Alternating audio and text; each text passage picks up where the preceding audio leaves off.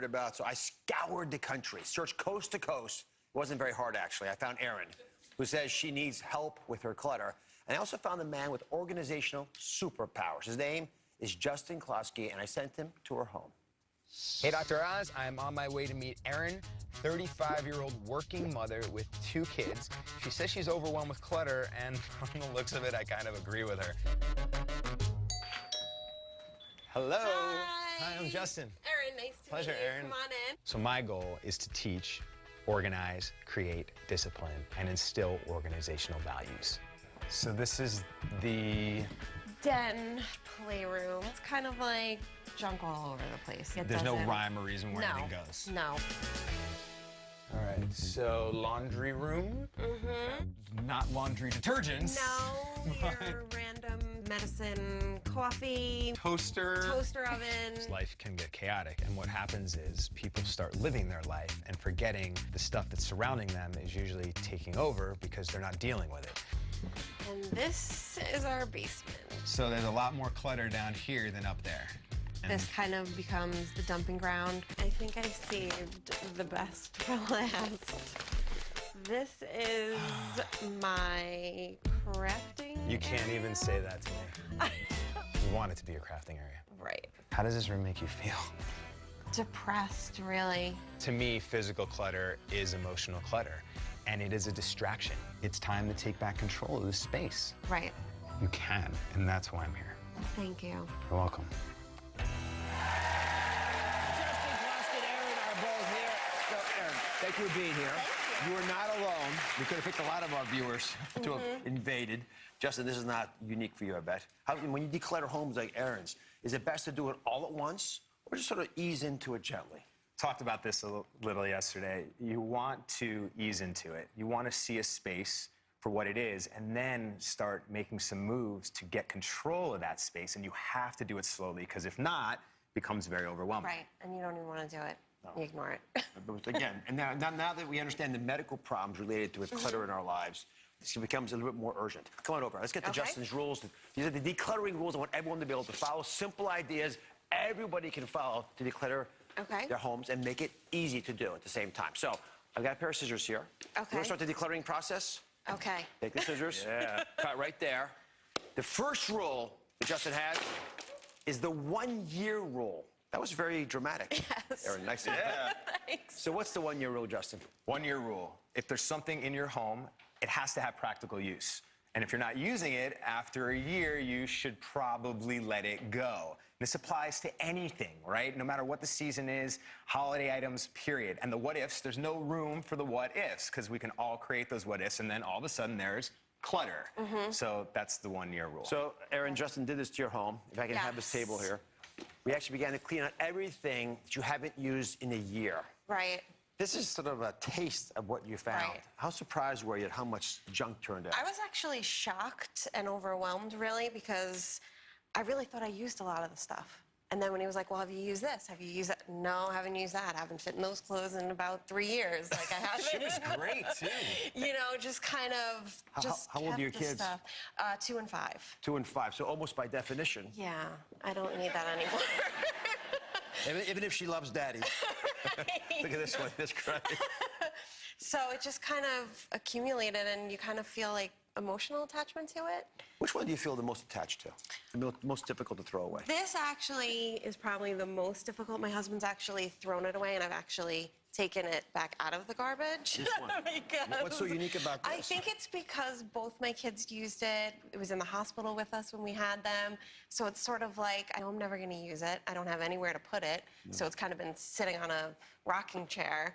And, but I don't need it, so it's time to get rid of it. Come back to Dr. Green for a second. So if someone has emotional attachment to the stuff in their house, and, you know, breastfeeding your children is a very emotional moment, the skinny jeans, you know, outfits from the kids, is that still clutter?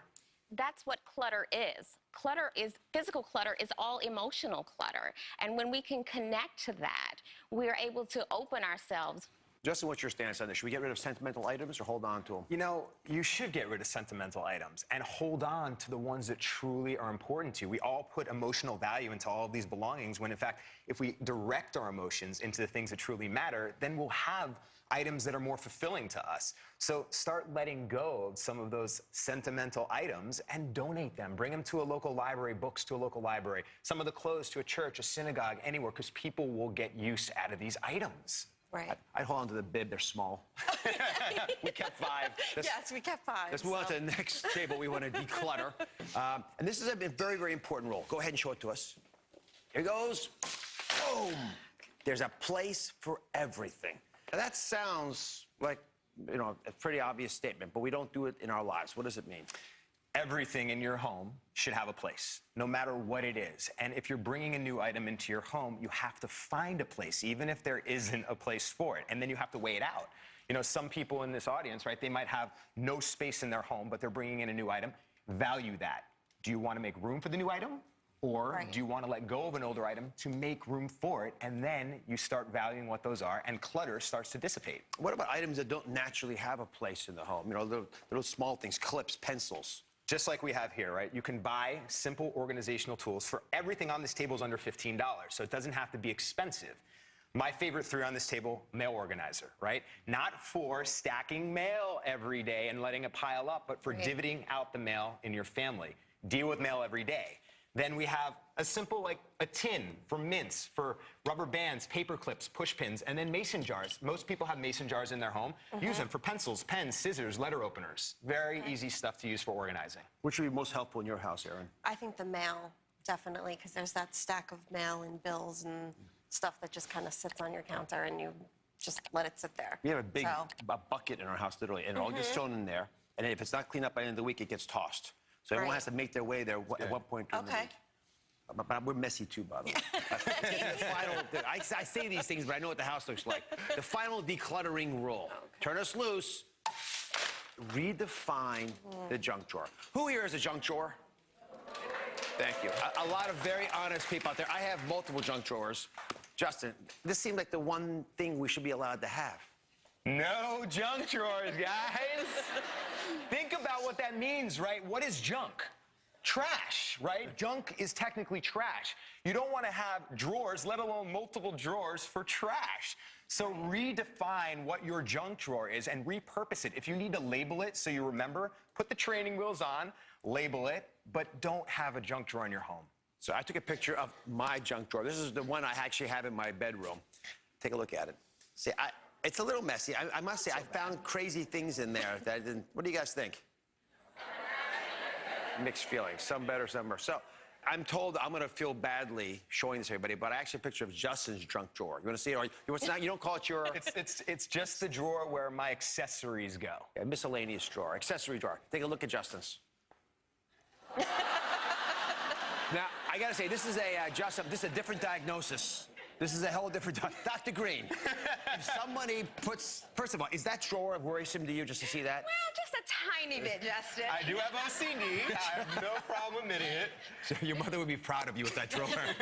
Dr. Green, if someone puts these rules into practice, how's it going to affect their life? How's it going to affect their health? It's going to free up physical space. And by virtue of freeing up physical space, you free up emotional space to really have a healthier, lighter, happier existence with your children, with your husband, with your family, and with yourself. So I love Justin's drawer, but I don't know that that's what most people can do. Most of us have some clutter. Declutter is actually very human. But when we connect with that clutter, it gives us an opportunity to find what's really meaningful in our lives. What do you think, Erin? Can you find real meaning in your life and control the clutter? Definitely. Ever since yesterday when Justin was over, he was going through a couple things, and it was simple things that you can do to think about, okay, do I really need this, or do I have the room for it? Instead of just throwing everything in a drawer or down in the basement. I hope today we gave you a more compelling reason to pay attention to clutter. It's not just a mild nuisance that your spouse and you fight over. It's actually a real issue for your health. Thank you both very much for being here. Justin and Dr. Green both have fantastic books about how to declutter your home and your life. You can check them both out on DrOz.com. We'll be right back.